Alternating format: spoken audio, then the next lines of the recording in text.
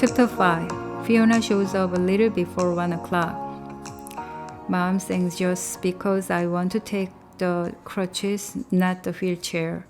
What if we fall? She asks. Her lack of confidence annoys me. I know how to fall, Mom.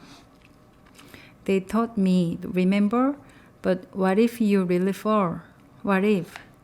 Stop it, I'll be fine.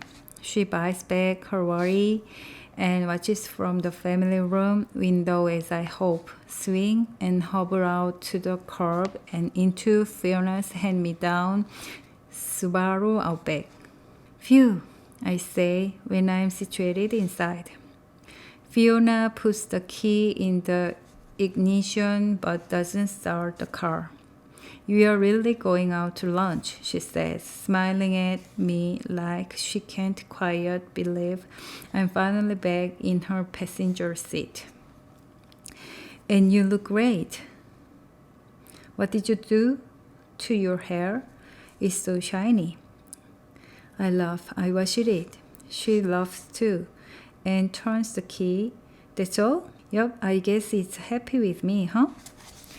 She pulls away from the curb, more like ecstatic. I roll down the window and wave at my mom, who's still watching from inside.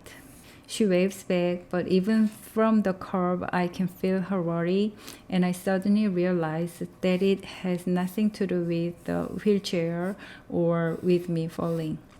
The last time Fiona drove me away in her Subaru, it took me more than a week to come home. And not all of me made it. Can I borrow your phone? I asked Fiona. Mine was a casualty of the wreck.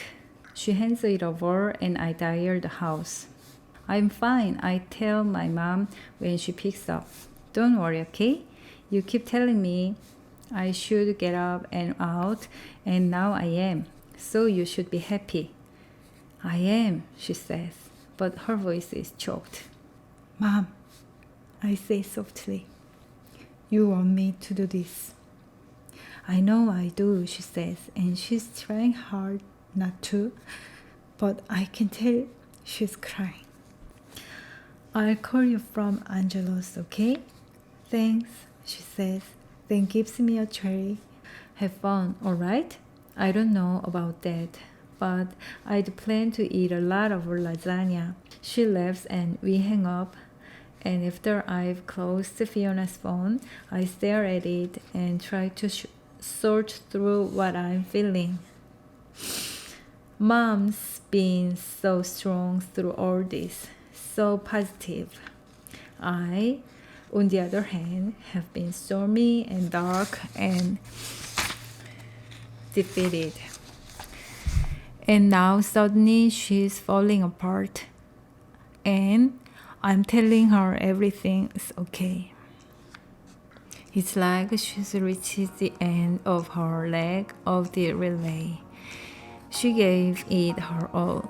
She's exhausted, collapsing. I know what that feels like, and I know what this means. It's my turn to hold the baton.